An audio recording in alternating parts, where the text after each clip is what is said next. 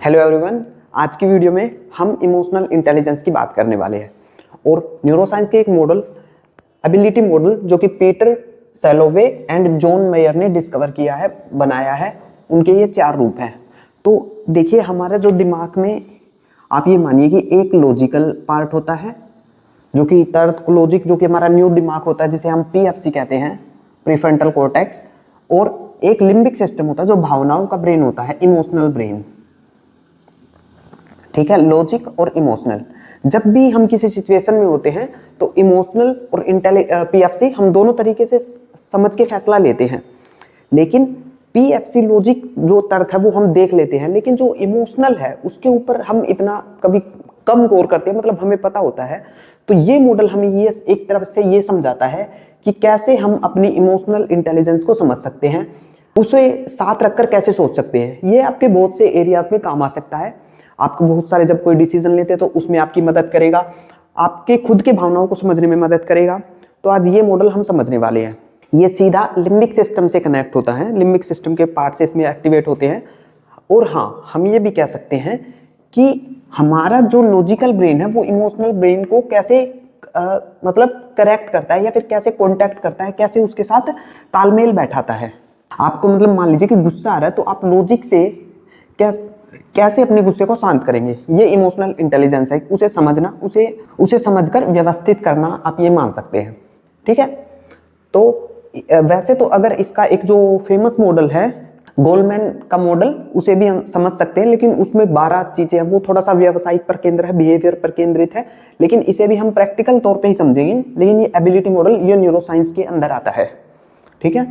तो इसके 4 पार्ट हैं, एक एक करके अब हम चारों को समझते हैं, जिससे आपको समझ आए कि कैसे हम इमोशंस को अपने समझ सकते हैं।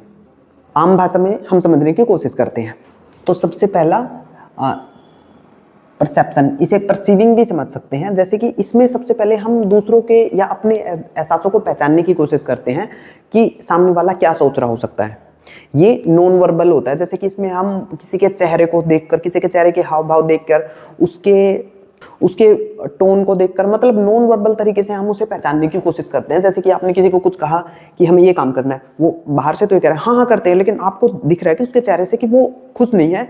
या फिर आप उससे फिर जाकर पूछ सकते हैं कि क्या आपको इस काम में कोई दिक्कत है। तो क्योंकि आप उन इमोशंस को पहचानते हैं, आपने वो, आपके दिमाग ने उन्हें समझा है कि आप ये उनकी तरफ से ऐसा मैसेज आपको आ रहा है, जो उनकी बॉडी लैंग्वेज है, नॉन वर्बल कम्युनिकेशन है, उस तरफ से वैसा मैसेज आ रहा है इमोशनल, जो आप पहचान रहे हैं।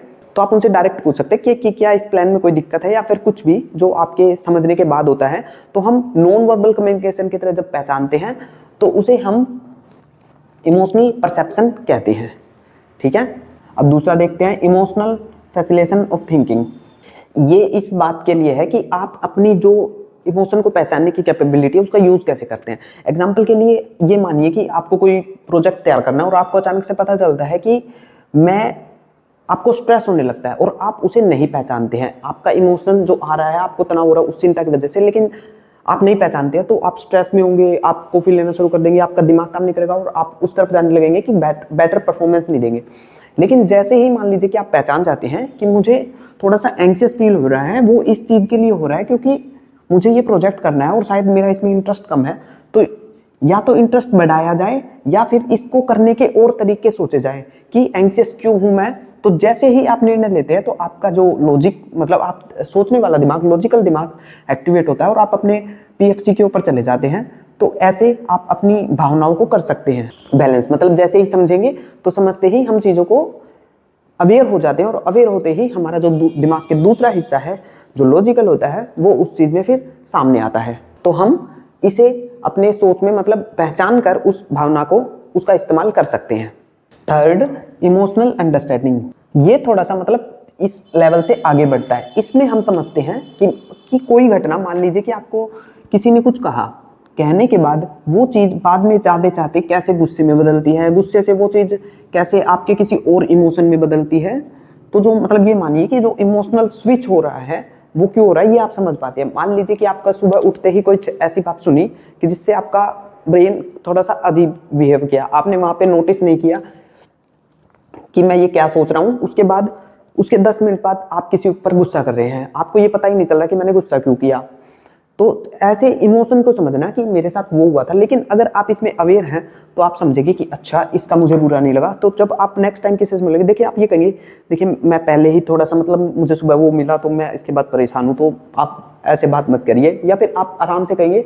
तो ये अपनी भावनाओं के बारे में अवेयर आप ज़्यादा हो पाएंगे कि कोई चीज़ कहाँ से शुरू हुई और वो कैसे स्विच होकर दूसरे इमोशंस पे बदल गई, या गुस्से में बदल गई, या फिर और भी चीज़ों में बदल रही। या इसमें आप नेगेटिव नहीं सिर्फ पॉजिटिव भी देख सकते हैं कि आपने कोई अच्छी खबर सुनी, फिर आपका पूरा दिन अच्छा जा रहा है, आप लोगों से भी अच्छे से बात कर रहे हैं, तो आप समझ भी रहे हैं कि हाँ वो खबर मिली, उसकी वजह से मैं अच्छा महसूस कर रहा हूँ। तो गुस्से में भी, नेगेटिव में भी ये होना चाहिए, ठीक है। तो इमोशनल रेगुलेशन ये वो चीज़ है जो आपको क्षमता देती है इमोशनल इंटेलिजेंस की, आप ये मान सकते हैं। इसका मतलब क्या है कि आप अपने इमोशंस को रेगुलेट करते हैं। मान लीजिए कि कोई आपके साथ घटना होती है, तो जाहिर सी बात है कि उस घटना पर हम वैसे ही बिहेव करेंगे।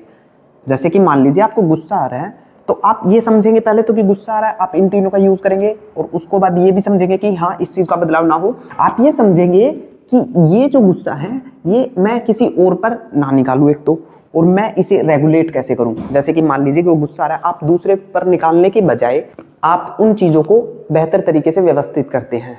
आप सामने वाले के इमोशंस को भी इसमें समझते हैं।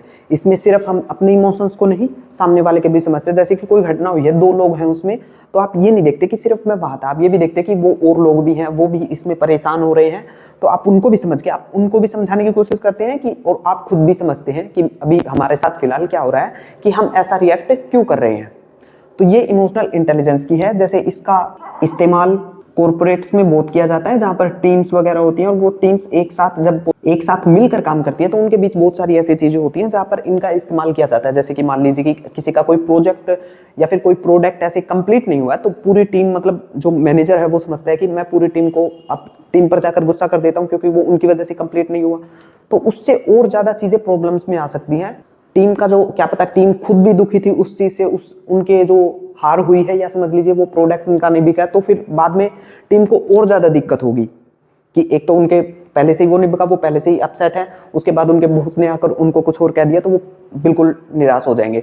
तो ये समझते हुए उसे अपने बॉस को, उन टीम को मोटिवेट करना चाहिए, क्योंकि उन्हें उसे समझ आएगा कि जैसे मुझे लग रहा है गलत या अच्छा फील नहीं हो रहा, तो टीम को भी नहीं हो रहा होगा।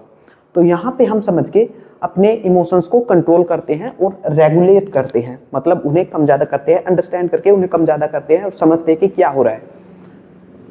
तो जो इमोशनल ब्रेन है ये हमारा डेवलप हुआ था लाखों साल पहले, जब ये हमें प्रजनन में क्षमता देता है। जब हम किसी चीज के प्रति, मतलब ये हमें इमोशनल ये बताता है कि हमें क्या चीज करनी है, क्या चीज नहीं करनी, किस चीज से हमें डरना है, किस चीज से दूर भागना है। जैसे कि जब आदि मानव टाइम में जब हम करते थे, तो जब हम कुछ ऐसे स्टेप्स लेते थे जिससे हमें, मान लीजिए कोई फल खा लिया, वो बहुत कड़वा है, उसे खाने के बाद कोई बीमार हो गया, तो भावनाएं याद रखती थी कि इस फल को नहीं खाना है, ठीक है। तो ये एक ऐसी लेयर है जो हमारे साथ साथ चलती है, हमारी हर सिचुएशन में चलती है, और हम इसे खत्म नहीं कर सकते, लेकिन हम इसे अंडरस्टैंड कर सकते हैं, और यही इमोशनल इंटेलिजेंस है। तो आज हमने एबिलिटी मॉडल को समझा है, जो कि पीटर सैलवॉय एंड जॉन मेयर ने डिस्कवर किया था, जिसमें मेन जो इमोशन केंद्र होता है एमिगडाला से होते हैं वो। तो आज हमने इसे प्रैक्टिकल तरीके से समझा है कि कैसे हम इसका इस्तेमाल कर सकते हैं इन मॉडल का उपयोग करके, और इसके 4 टाइप्स को यूज करके। तो हम समझते हैं कि बाहर क्या हो रहा है, क्या मतलब हमारे अंदर क्या हो रहा है, दूसरों के लोगों के साथ भी तो वैसा ही फील होता है ना, क्योंकि उनके पास भी हमारे जैसा ही ब्रेन है, उसी तरीके से वो काम करता है। तो आई होप कि आपको समझ में आया होगा कुछ। अगर आपको कुछ भी समझ में आया तो प्लीज लाइक कर दीजिए, चैनल को सब्सक्राइब कर दीजिए, और मिलते हैं नेक्स्ट वीडियो में। Thank you so much for watching.